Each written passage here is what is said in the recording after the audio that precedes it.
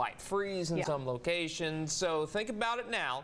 You might want to cover up those plants Monday and Tuesday mornings, because with the highs I have in the forecast, obviously we wouldn't see any problems during the day, but you know, the high temperatures in the morning, we're looking at 30s, folks. So it's going to be cool. It's going to be chilly, but guess what? It's East Texas. It happens on occasion. We get cold here, and it does get pretty cold at least once or twice a year, but the 30s, 50s, pretty normal for us.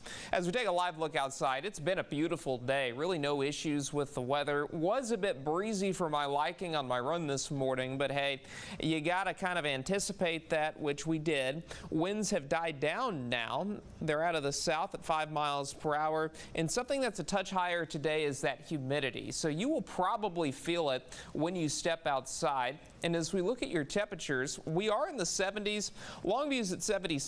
It's 78 in Henderson, 77 in Nacogdoches. Lufkin's at 77. Marshall and Center are both in the low to middle 70s. And as we look at satellite and radar, we've got the front, right? This continues to push off to the south and to the southeast. And as that happens, we will see a reinforcing shot of drier air, but you probably won't even notice it's any cooler or drier anyway until we get a stronger front. Now, this is forecasted to arrive at some point early Sunday, hence the cooler temperatures. So for Monday, I do expect our highs to be in the 50s, lows in the 30s. So it will be much cooler, and obviously the coldest air of the season so far. We will get colder a little later on. That's just kind of how it works, but it will be a very cool morning both Monday and Tuesday.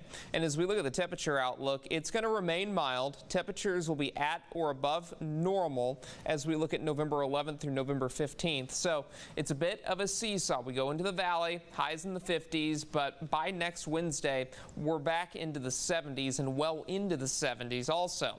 As we look at the precipitation outlook, it's looking like a very dry weather pattern for us. So no rain in my forecast over the next week, which will begin to become a bit of an issue. The drier we get, the more burn bans that are issued, and with the higher fire danger, that is going to become an increasingly likely scenario, especially if activity does increase. 57 tonight, lots of sunshine tomorrow. We get back to 81, winds out of the south at 10 miles per hour.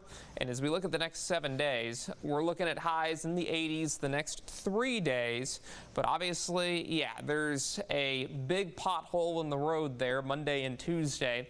We're looking at highs in the 50s and 60s, low temperatures in the 30s, and then we will be back in the 70s by Wednesday next week as we do get to the other end of the seesaw there.